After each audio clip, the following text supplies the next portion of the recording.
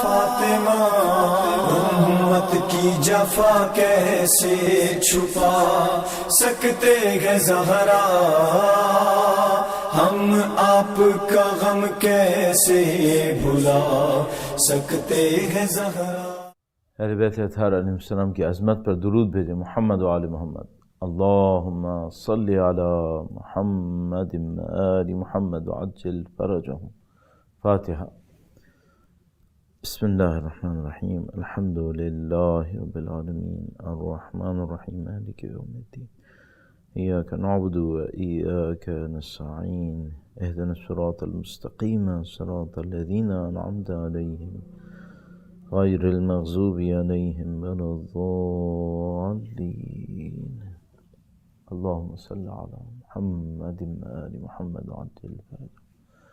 بار دیگر درود بھیجیں محمد و آل محمد پر۔ اللہم صلی علی محمد آل محمد وعجل فرجہم۔ اعوذ باللہ من الشیطان الرجیم،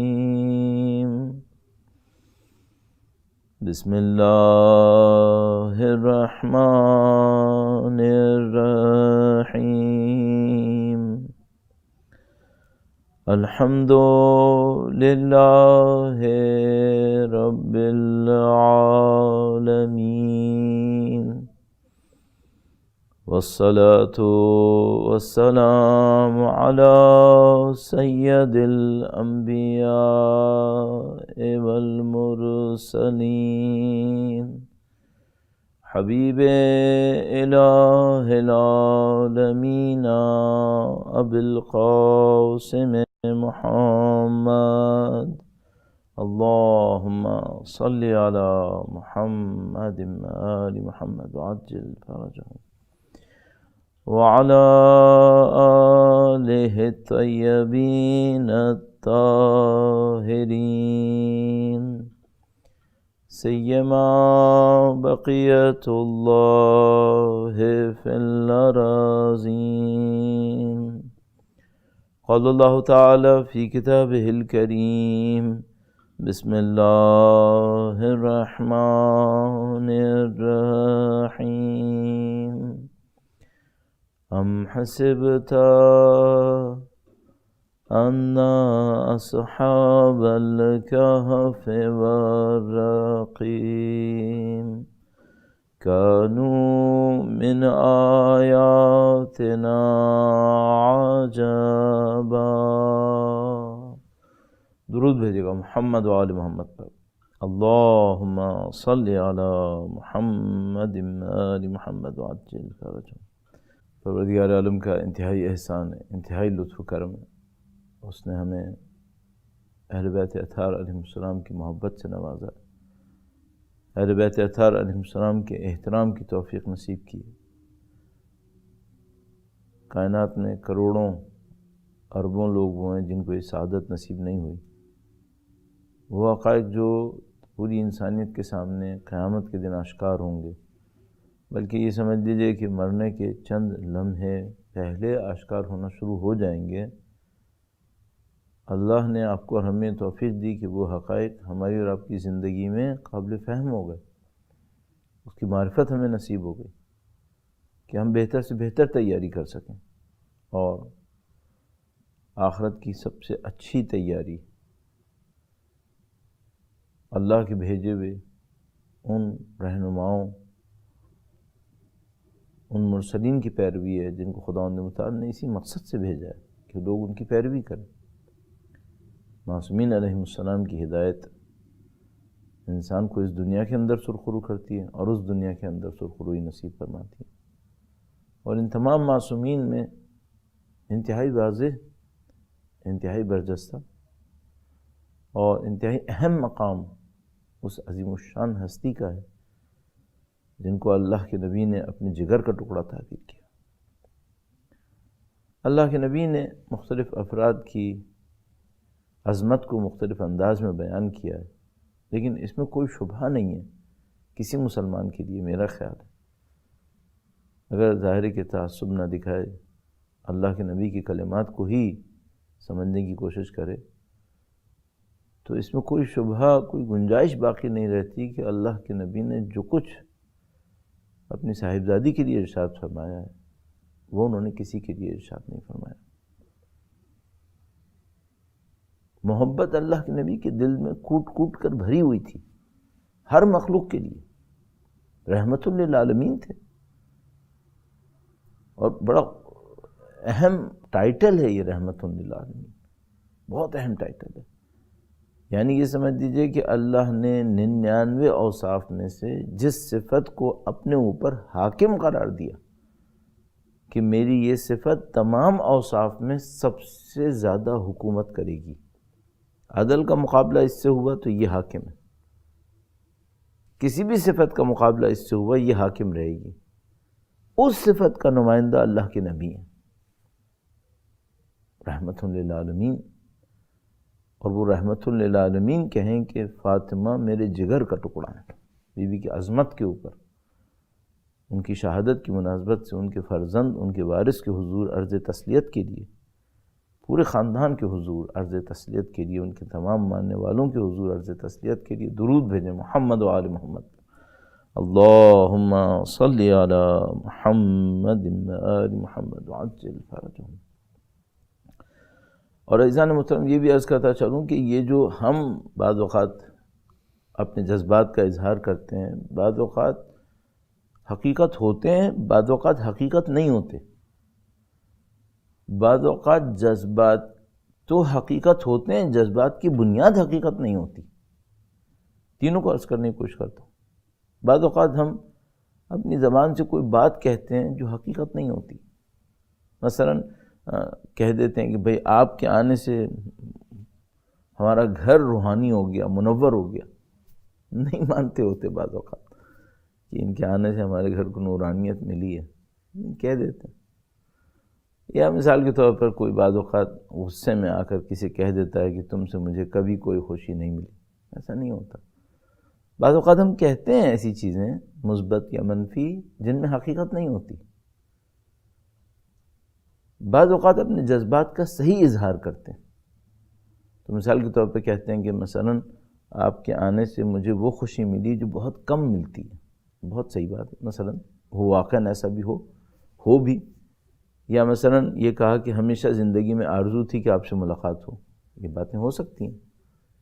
تو بعض اوقات ہماری جو جذبات ہوتے ہیں وہ غلط بیانی ہوتی ہے، لیکن محاورے میں ہوتے ہیں، تکلف میں ہوتے ہیں، معاشرے کے رسم و رواج کے تحت ہوتے ہیں، گناہ نہیں ہوگا، زیادہ تر گناہ نہیں ہوگا، چونکہ مثلاً اس کی کوئی اور وجہ ہوتی ہے، نہ کہ جھوٹ بولنا۔ ہاں اگر جھوٹ بولے عمدن دوسرے کو دھوکہ دینے کے لیے تو ظاہر وہ تو جھوٹ ہے، پھر منافقت ہے۔ لیکن اگر معاشرے کے رسم و رواج کے اندر رہتے ہوئے ایسی کوئی جملے کہہ دیے گئے تو سامنے والے کو بھی پتہ ہوتا ہے مطلب یہ نہیں ہے، مطلب کچھ اور ہے، تو جھوٹ تو نہیں ہوا، لیکن جذبات کے پیچھے حقیقت بھی نہیں تھی۔ بعض اوقات جذبات کہے جاتے ہیں، حقیقت بھی ہوتے ہیں، بہت خوشی ہوئی، لیکن اگر اس سے کوئی پوچھے کہ بھئی تمہارے ذہن میں یہ آرزو تھی کہ ان سے ملو، اس آرزو کی بنیاد کیا تھی؟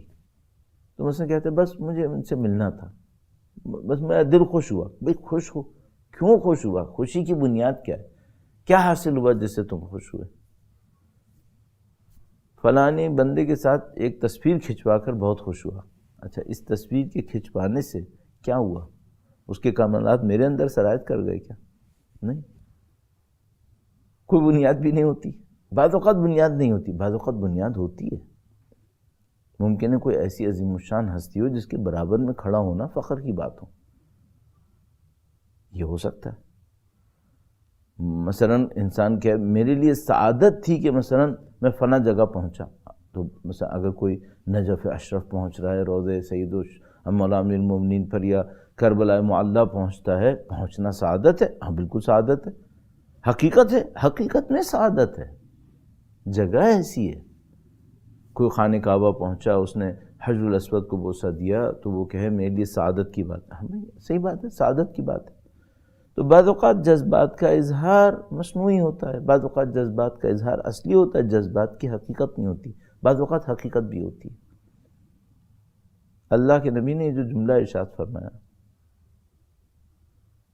فاطمہ میرے جگر کا ٹکڑا. اللہ اکبر. اصدق الصادقین کا بیان ہے. ما ینطق عن الہوی ان ہوا الا وحی یوحی کا بیان ہے. تو وہ ہیں جگر کا ٹکڑا تو کہا ہے نا.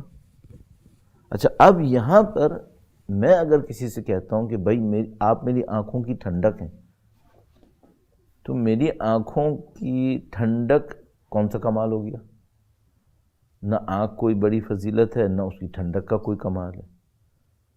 لیکن اس روایت میں جو کہہ رہے ہیں کہ آپ میرے جگر کا ٹکڑا ہیں یا فاطمہ سلام اللہ علیہا ان کے جگر کا ٹکڑا ہیں، یہ رحمت للعالمین کے وجود کی بات ہو رہی ہے.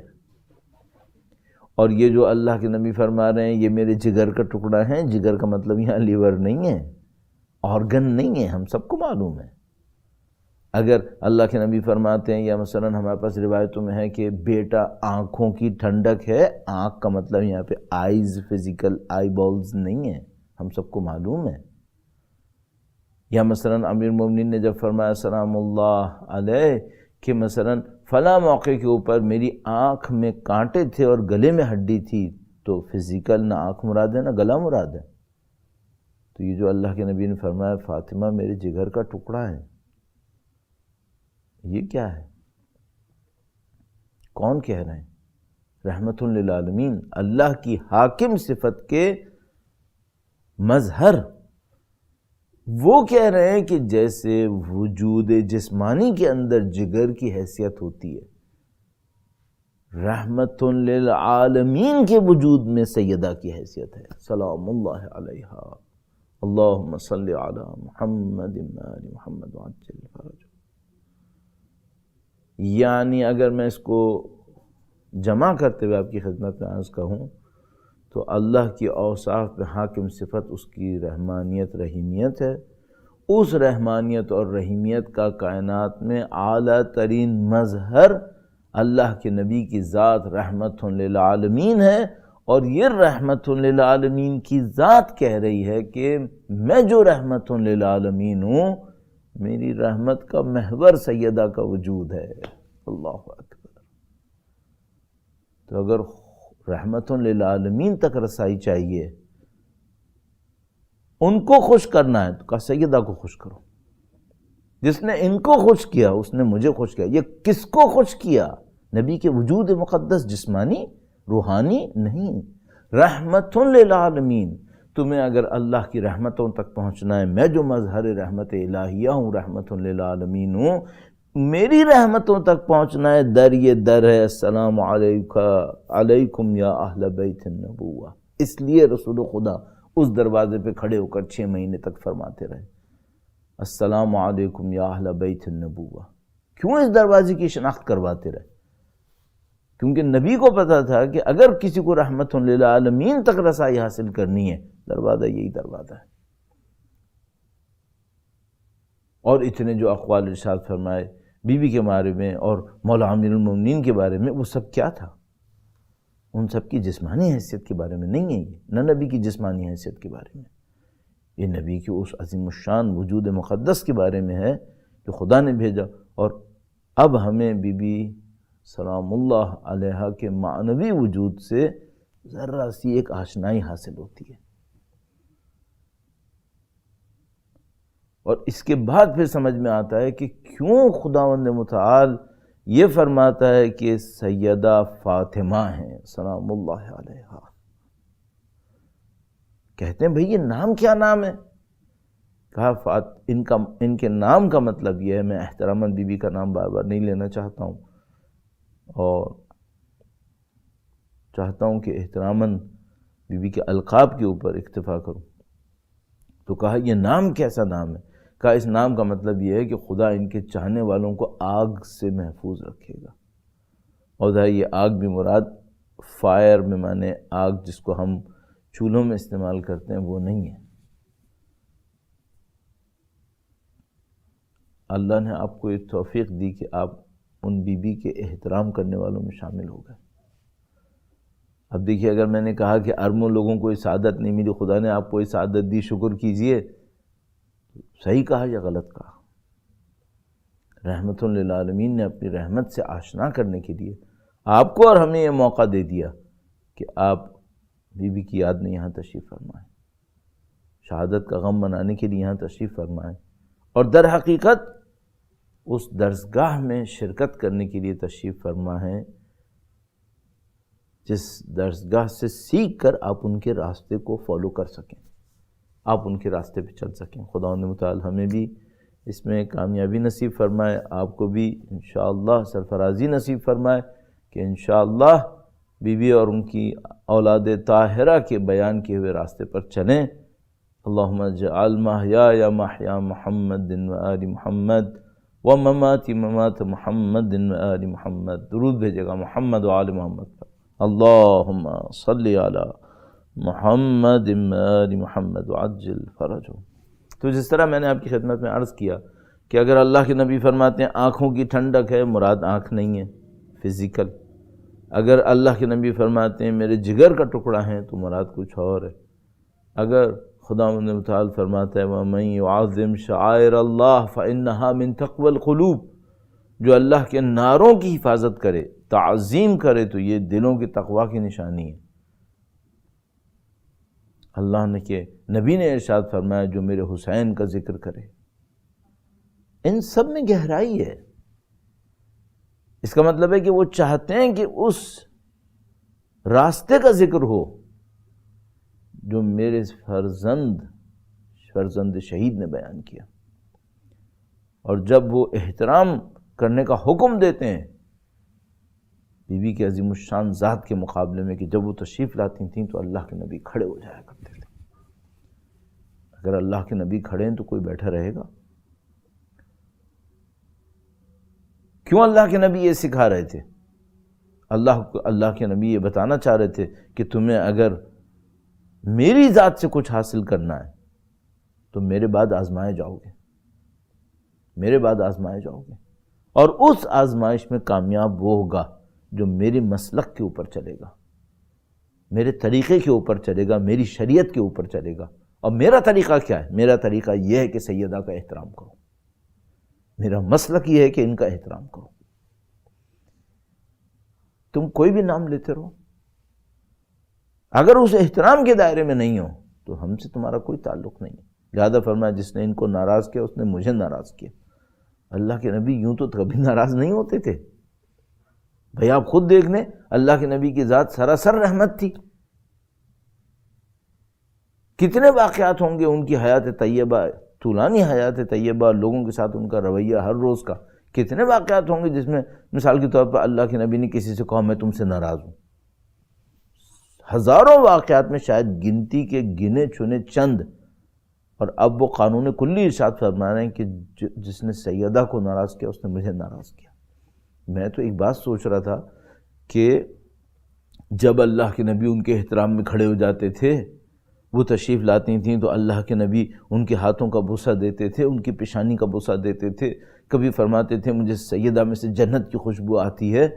ان جملوں کو سننے کے بعد جب لوگوں نے جملہ اللہ کے نبی کا یہ سنا ہوگا، ان چیزوں کو دیکھنے کے بعد، اور اللہ کے نبی نے کہا ہوگا کہ جس نے سیدہ کو ناراض کیا اس نے مجھے ناراض کیا، تو میرا تو یہ خیال ہے کہ لوگ یہ کہتے ہوں گے کہ بھئی پہلا جملہ تو سمجھ میں آتا ہے، جس نے ان کو خوش کیا اس نے مجھے خوش کیا، وہ کون بدبخت ہوگا یہ جو دوسرا کام کرے گا؟ رحمت للعالمین کی صاحبزادی کو کوئی ناراض کرے گا؟ اور ایسی صاحبزادی جن کے یہ کمالات، جن کے احترام کا یہ عالم، تو میرا تو خیال ہے کہ اس جملے کو سن کر لوگوں نے تعجب کیا ہوگا کہ بھئی وہ بدبخت کون ہے۔ اب یہ علیحدہ معاملہ ہے کہ بعد میں امت اسلامی نے کیا اللہ کے نبی کے ساتھ۔ وہ جو دعائے ندبہ کا جملہ ہے وہ واقعا ندبہ کے لیے قابل ہے، رلانے کے قابل ہے۔ لم یمتثل امر رسول اللہ کے نبی کا امر امتثال نہیں ہوا، اطاعت نہیں ہوئی، نافرمانی پہ نافرمانی ہوئی۔ تو ہم اور آپ جو جمع ہوتے ہیں اور اللہ کے نبی کے فرمان پہ عمل کرنا چاہتے ہیں تو ہماری ذمہ داری کیا ہے؟ ہماری ذمہ داری یہ ہے کہ بھئی ان کے احترام میں وہ کچھ کریں جس سے کمپنسیٹ ہو جائے وہ بے احترامی جو دنیا کر بیٹھی، ورنہ کیا ہوگا؟ ورنہ یہ ہوگا کہ رحمت کو بھول جاؤ،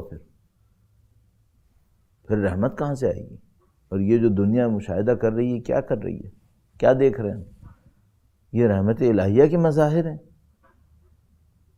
ناامنی، لوگوں کی زندگیوں میں بے سکونی، ظلم و بربریت، غیر انسانی حرکتوں کا رواج، یہ کیا ہو رہا ہے یہ سب کچھ؟ اب اگر ہم یہ جملہ کہتے ہیں کہ بھئی دنیا کو سکون نہیں ملے گا جب تک اولاد فاطمہ کو حکومت نہیں ملے گی، تو ہم غلط کہہ رہے ہیں کیا؟ رحمت للعالمین نے یہی تو کہا تھا کہ تم نہیں پہنچ پاؤ گے، مجھے خوش نہیں کرو گے جب تک تم نے سیدہ کو خوش نہیں کیا۔ انہیں نے خوش کیا تو مجھے خوش کرو گے، انہیں ناراض کیا تو مجھے ناراض کرو گے۔ اب اگر دنیا بیوی کی اولاد کا حق غصب کیے جائے اور حذف کرنے کے بعد وہ سوچے کہ ٹیکنالوجی ہمیں خوش کر لے گی، نعوذ باللہ تعالیٰ مسکرات اور منشیات ہمیں خوش کر دیں گے، ہمیں سکون دے دیں گے، کہاں کی باتیں کر رہے ہو؟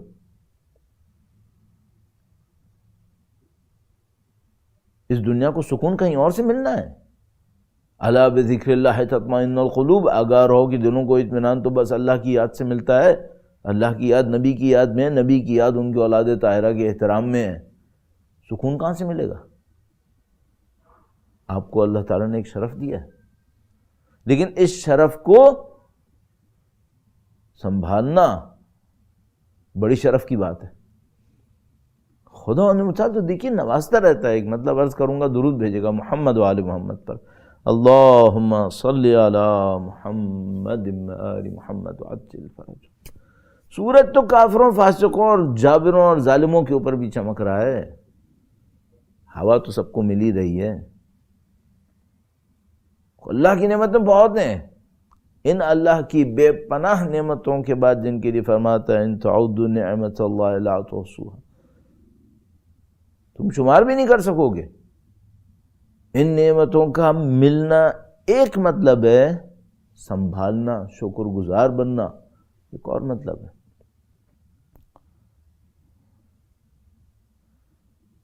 اذکرونی اذکرکم واشکروا لی ولا تکفرون، تم میرا ذکر کرو میں تمہارا ذکر کروں گا، تم میرا شکر بجا لاؤ اور کفران نعمت نہ کرنا۔ پانی کے لیے یہ قانون صحیح ہے، قرآن کے لیے صحیح نہیں ہوگا، اولاد نبی خدا کے لیے صحیح نہیں ہوگا یہ قانون۔ ان کے لیے بھی یہی قانون ہے، بلکہ یہ قانون اصل میں ہے ہی انہی کے لیے۔ کیوں؟ بھائی پانی کی نعمت زندگی سے زیادہ ساتھ نہیں دے گی۔ پانی نہیں ہوا تو کیا ہوگا؟ جسمانی موت، مر جائیں گے۔ بہت سارے لوگ جسمانی موت پانی نہ ہونے سے مرے، سیدھے جنتوں میں گئے، انہیں کوئی نقصان نہیں ہوا۔ کیا سید الشہداء کے آبانا انصار پیاسے نہیں گئے؟ ان کی اولاد طاہرہ پیاسی نہیں گئی؟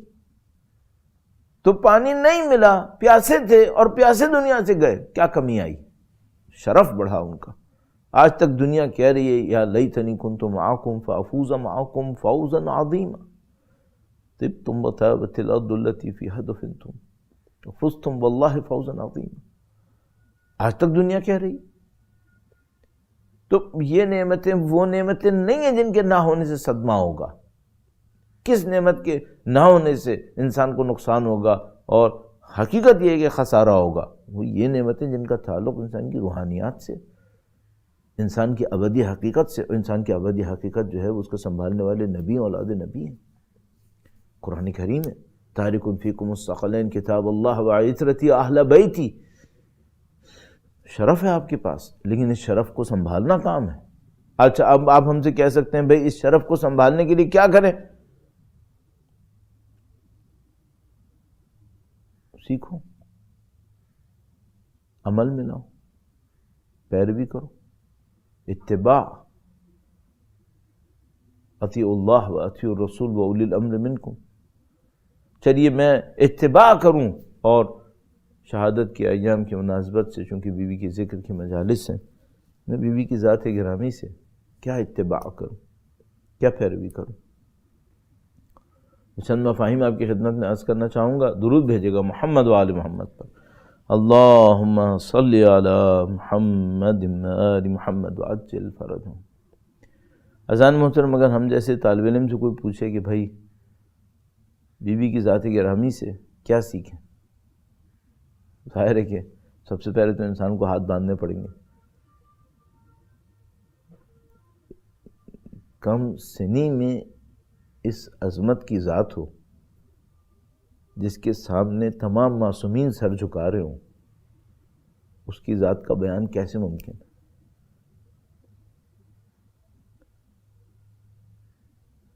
نہ ان کے فضائل کا امکان ہے بیان ممکن نہیں، نہ ان کے مصائب کا بیان ممکن ہے۔ حقیقت یہی ہے، اور جو میں کہہ رہا ہوں معتقد ہوں، اللہ جانتا ہے، نہ فضائل بیان کرنا ممکن ہے، نہ مصائب بیان کرنا ممکن ہے۔ اور مشہور و معروف جملہ ہے سید مرتضیٰ کا، سید رضی کے بھائی شیخ مفید کے شاگرد، کہ فرمایا کہ یہ سر من اسرار اللہ تعالی، اللہ کے رازوں میں سے ایک راز ہے، کہ جس کو بعض اوقات لوگوں نے روایت بھی سمجھا ہے، لیکن میرا اپنے خیال ہے جو مجھے اب سمجھ میں آتا ہے، چند سال پہلے تک میں ڈھونڈتا بھی رہا، لیکن میرا خیال ہے یہ سید مرتضیٰ کا کلام ہے، وہ اللہ کے رازوں میں سے ایک راز ہے۔ تو میں کیا سیکھوں؟ پہلا پوائنٹ جو مجھے سمجھ میں آتا ہے، زندگی کی پرائرٹیز طے کر لیں کہ زندگی گزرنی کس کام کے لیے۔ یہ میرا خیال ہے سب سے اہم بات ہے جو ہر معصوم ہستی ہمیں سکھاتی ہے۔ بہت سارے دروس ایسے ہیں جو ایک خاص ہستی سے سیکھے جاتے ہیں۔ مثلا اگر آپ کے سامنے کوئی سید الشہداء کا نام لے اور ان کے برادر گرامی امام حسن مجتبیٰ علیہ السلام کا نام لے، ان دونوں کی زبان پر درود بھیجے گا، محمد و آل محمد، اللہم صلی علی محمد و آل محمد، اور آپ سے کوئی کہے کہ بھائی سیکھیں، تو مثال کے طور پر بالکل ابتدائی نظر ڈالتے ہوئے آپ اور میں فوراً یہ کہیں گے کہ بھائی ہم سید الشہداء سے مقاومت جہاد سیکھیں گے اور مولا امام مجتبیٰ سے صبر و تحمل سیکھیں گے۔ ایک لحاظ سے بات صحیح ہے، ایک لحاظ سے بات صحیح نہیں ہے۔ تمام معصومین ہستیاں تمام مظاہر اور کمالات انسانیہ کا اجتماع اپنے اندر لیے ہوئے ہوتی ہیں، بعض کا ظہور ہوتا ہے، بعض کا ظہور نہیں ہوتا، حالات کی وجہ سے، دشمنوں کی وجہ سے، دوستوں کی کیفیت کی وجہ سے، بعض میں بعض حالات ظاہر ہوتے ہیں، بعض میں بعض حالات ظاہر نہیں ہوتے، کمالات سب میں ہوتے ہیں۔ اور ایک جملہ معمولاً کہا کیا جاتا ہے کہ مثلا اگر جن حالات میں سید الشہداء تھے انہی حالات میں امام حسن مجتبیٰ علیہ السلام ہوتے تو کیا نتیجہ مختلف ہوتا؟ نہیں، نتیجہ بالکل یہی ہوتا۔ تو کوئی یہ نہ سمجھے امام حسن مجتبیٰ علیہ السلام ان کی ذات گرامی اس موقع پہ جہاد نہ کرتی، نعوذ باللہ تعالی، جس موقع پہ سید الشہداء نے جہاد کیا، یا جس موقع پہ مولا امام دوم نے صلح کی، اگر سید الشہداء ہوتے تو وہ جنگ کر لیتے، نعوذ باللہ تعالی، ایسا ممکن نہیں۔ شخصیات کی ارادوں کی بنیاد ان کی صفات کے اوپر ہے، ان کی معصوم صفت کے اندر اختلاف ظاہری طور پر حالات کی تبدیلی کی وجہ سے ہو سکتا ہے، ادروائز کوئی اختلاف نہیں ہے۔ واقعات مختلف ہیں، سیرتیں مختلف نہیں ہیں، سیرت ایک ہی سیرت ہے، حالات مختلف ہونے کی وجہ سے واقعہ مختلف ہوتا ہے، ورنہ سیرت ایک ہی ہے۔ تو ہم جیسے لوگ اس ظاہری فرق کو دیکھتے ہوئے بعض چیزوں کو سیکھتے ہیں، ان امام سے ہم نے یہ سیکھا، ان امام سے یہ سیکھا، ان امام سے یہ سیکھا۔ فضائل کے بیان میں بھی ایسی ہوتا ہے، بعض اوقات آپ نے دیکھا ہو کوئی بیان کر رہا ہو، مثلا سید الشہداء کے جہاد سے، امیر المومنین کے جہاد سے، مثلا اس طرح، اور امام سید ساجدین علیہ السلام کے صبر سے اور ان کے زہد سے اور ان کے سخا سے، اس طرح کر کے ہم لوگ بیان کرتے ہیں۔ یہ بھائی ہمارے بیانات ہیں، یہ ظہور ان کی اس صفت کا ان حالات کے اندر ہوتا ہے، لیکن کمالات سب کے اندر موجود ہوتے ہیں۔ تو یہ تو غلط فہمی نہ رہے کہ مثلا نعوذ باللہ تعالی ایک امام کے اندر کمال ہے، دوسرے میں نہیں، کمالات سب کے اندر ہیں، لیکن بس سیکھنے کی بات ہے۔ تو ہم بی بی کی ذات سے کیا سیکھیں؟ کچھ چیزیں جو سب سے سیکھنی ہیں، وہ پہلے عرض کر دیتا ہوں۔ کیا سیکھیں؟ سب سے پہلی چیز جیسے کو سیکھنی چاہیے، میرے جیسے کو، آپ جیسے کو، ہم سب کو، وہ یہ کہ زندگی ہے کیوں؟ کام میں پرائرٹی کیا ہے؟ گزرنی کہاں ہے؟ خداوند متعال نے انبیاء کرام کو بعض اوقات ٹیکنالوجیز کے ساتھ بھیجا، دنیا کی ٹیکنالوجیز کی ڈیولپمنٹ میں بہت بڑا رول ہے انبیاء کرام علیہ السلام کا. کچھ کو قرآن کریم نے بیان کیا، کچھ کو قرآن کریم نے بیان نہیں کیا. لیکن انبیاء ٹیکنالوجیز کے لیے نہیں آتے تھے. انسانوں کی زندگی میں بعض مشکلات کو حل کرنے کے لیے انبیاء کرام علیہ السلام نے کچھ ٹیکنالوجیز ڈیولپ کیں. ہدف زندگی کا ٹیکنالوجیز نہیں ہے، ہدف زندگی کا کچھ اور ہے.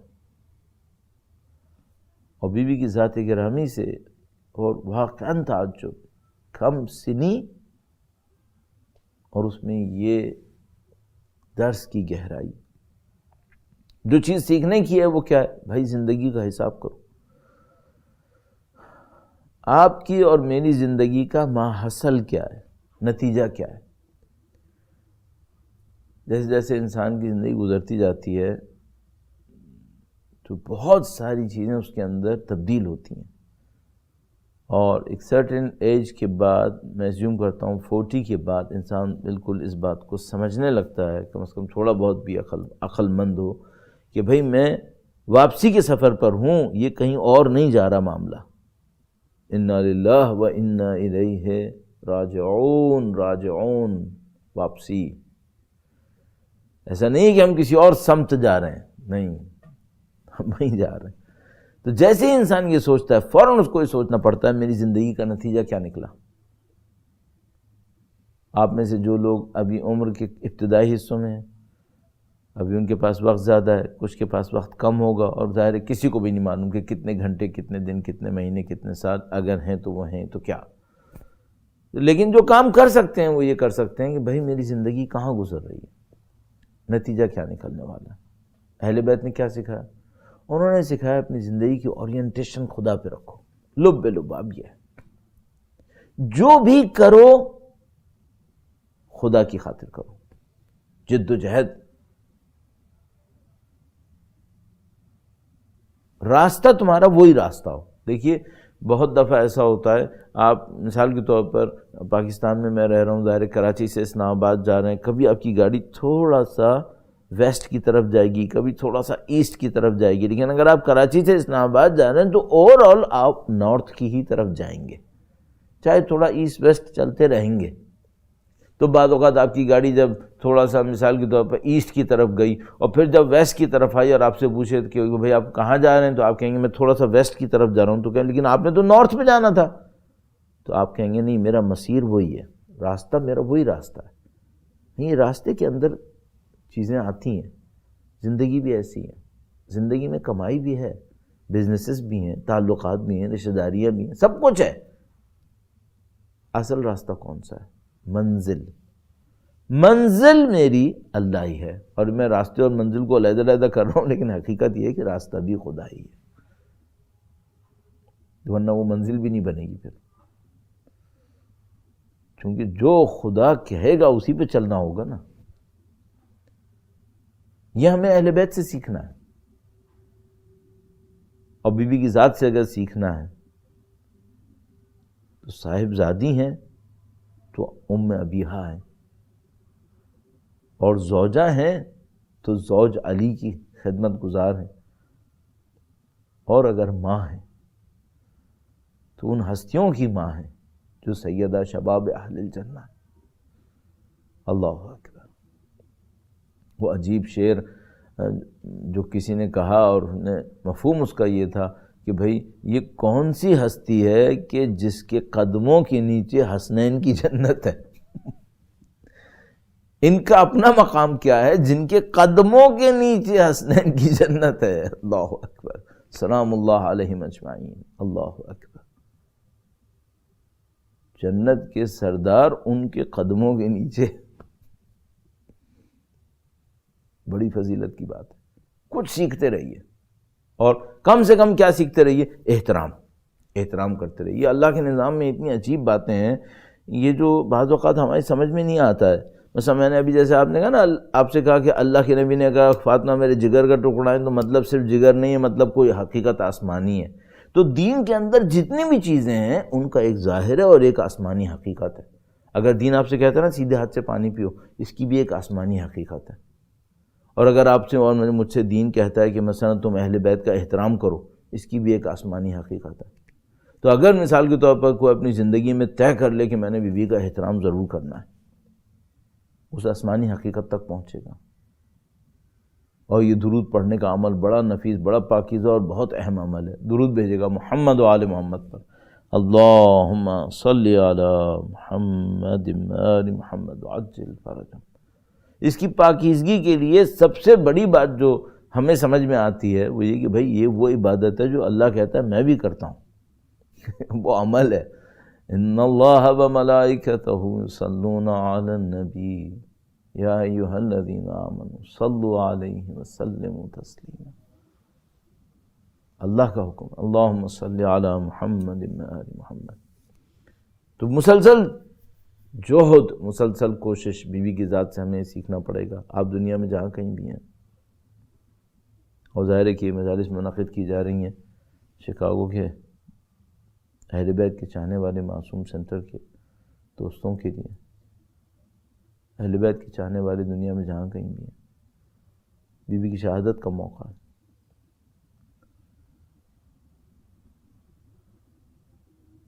ہم اس غم کو اللہ کے نبی کی ذات سے دور نہیں کر پائیں گے جو بیوی کی شہادت سے اللہ کے نبی کو پہنچا۔ اللہ اکبر۔ اور ایک معنی میں ہم اس شرمندگی کو دور نہیں کر پائیں گے جو مسلمانوں کو اٹھانی پڑے گی اللہ کے نبی کے سامنے۔ لم یمتثل امر رسول اللہ، رسول خدا کے حکم کا امتثال نہیں ہوا۔ اور امتثال نہ ہونا تو ایک بات تھی، عام حالات میں بھی کسی کے گھر میں میت ہوتی ہے، کچھ دیر کے لیے تو دشمن بھی رک جاتے ہیں کہ ابھی غم زدہ ہے، دشمن بھی رک جاتے ہیں، تھوڑی بہت انسانیت دکھانی پڑ جاتی ہے۔ اور غم تو چھوٹا غم بھی ہو، اگر انسانی رشتوں کا کوئی غم ہو وہ بہت بڑا غم ہوتا ہے۔ یہ غم تو عجیب غم تھا، یہ غم صرف رشتے کا غم نہیں تھا، یہ رحمت للعالمین کے جانے کا غم تھا۔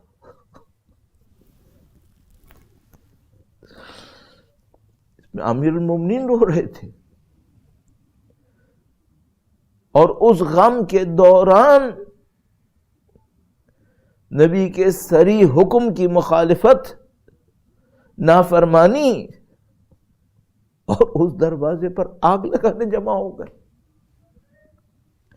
کس دروازے پر؟ جس پر 6 مہینے تک اللہ کے نبی کھڑے ہو کر فرماتے رہے السلام علیکم یا اہل بیت النبوہ۔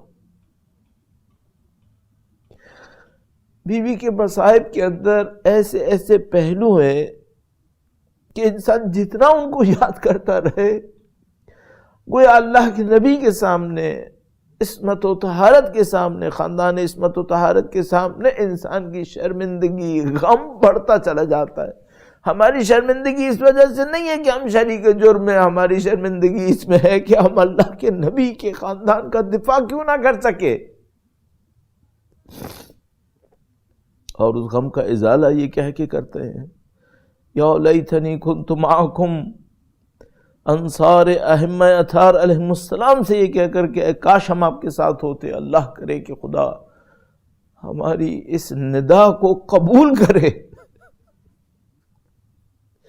اور ایک اور دفعہ جب وہ موقع ہو کہ کوئی اولاد فاطمہ کا ساتھ دے تو خدا ہمیں جعلنا من اعوانہ و انصارہ، وجعلنا من اعوانہ و انصار، خدا ہمیں قرار دے اے اللہ ان کے اعوان و انصار میں سے۔ لیکن وہ لمحہ بڑا عجیب لمحہ تھا۔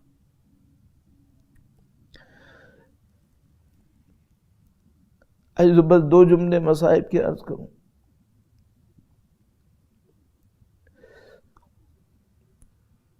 بچے تو بچے ہوتے ہیں،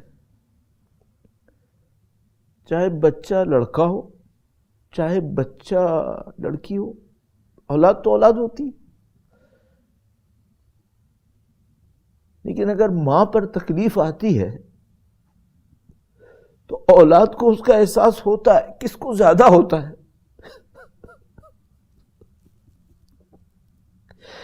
بعض اوقات ایسا ہوتا ہے کہ اگر باپ کے اوپر کوئی سختی آ رہی ہو اور دشمن اس کے ساتھ کچھ کرنا چاہے تو باپ دشمن سے بھی کہہ دیتا ہے بچوں کے سامنے نہ کرو، بچوں کو کہیں بھیج دو، بچوں کے سامنے نہ کرو، میرے اوپر سختی ڈال رہے ہو رہا، بچوں کے اوپر تو مت کرو، ان کو تو کہیں بھیج دو۔ سیدہ پہ جب وہ ظلم ہوا تو ہنس رہے، دیکھ رہے تھے۔ بی بی زینب ام کلثوم دیکھ رہی تھی۔ سلام ہو اس خاندان کی عظمت کے اوپر، خاندان کے مرد علی مرتضی صاحب ذوالفقار حیدر کرار صبر کا پیکر بنے ہوئے، اور بی بی سیدہ سلام اللہ علیہا اللہ کی راہ میں وہ عظیم الشان قربانی دیتے ہوئے، اور ادھر حسن حسین علیہم السلام اور بی بی زینب ام کلثوم اپنی ماں کو اس حالت میں دیکھتے ہوئے۔ انسان کی زندگی میں ایسا سنگین لمحہ جب آتا ہے تو وہ ذہن کے اوپر نقش بند جاتا ہے، پوری زندگی اس کو ہٹا نہیں پاتا۔ مجھے نہیں معلوم امام حسن و حسین نے اس نقش کے ساتھ زندگی کیسے گزاری ہوگی جب کوئی گھر میں جبر کرتا ہوا داخل ہوا اور اس نے سیدہ کے اوپر ہاتھ اٹھایا۔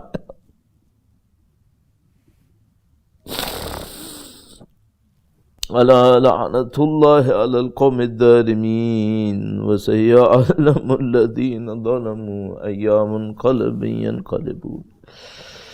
پروردگار تجھے واسطہ نبی اولاد نبی کا، خدا بندہ تجھے واسطہ نبی اولاد نبی کا جنہوں نے بی بی سیدہ پہ ظلم کیا انہیں بدترین عذاب میں مبتلا فرما۔